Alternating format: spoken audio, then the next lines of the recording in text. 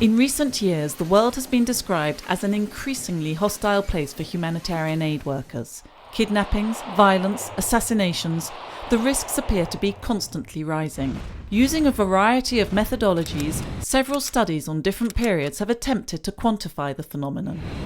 All these studies arrive at the same conclusion: deliberate attacks against aid workers are increasing. However, several biases distort these conclusions, particularly the use of absolute data. According to the Aid Worker Security Database, the number of aid workers killed, injured or kidnapped increased fourfold between 1997 and 2013. But in proportion to the total number of aid personnel, victim numbers remain stable for the same period, fluctuating between 40 and 60 per 10,000 between 1997 and 2013. So aid workers are exposed to no more danger than before. Certain regions have always been more dangerous than others. For example, the Great Lakes region and the Horn of Africa between 1985 and 1998. Nowadays, it's Somalia, Afghanistan, Syria and both Sudans. But even in these countries, sweeping generalizations are problematic, as annual homicide rates vary from 9 per 100,000 in Sudan and Afghanistan to 58 per 100,000 in Somalia.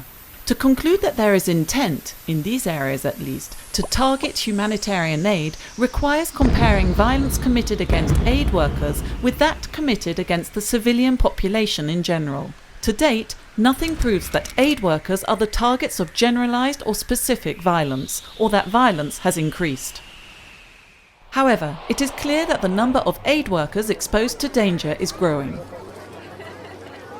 During the Cold War, delivery of humanitarian aid was usually confined to the fringes of hostilities, refugee camps for example, whereas now it is increasingly delivered right at the heart of conflict. And those delivering it are far greater in number. For example, the number of Médicos Sem Fronteiras staff has increased threefold since 1998. In Syria, MSF is providing support to 70 medical facilities, so inevitably the risk of becoming a target has increased accordingly.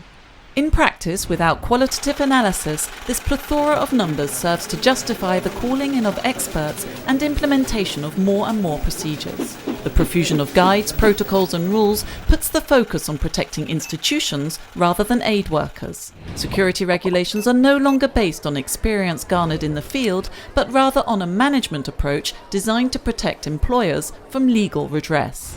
With employment contracts growing from 1 to a dozen pages in just a few years, MSF has not been immune to the trend. This victimization of aid workers serves a second purpose. It transforms them into martyrs whose protection takes priority over that of the very civilian populations they are supposed to be helping.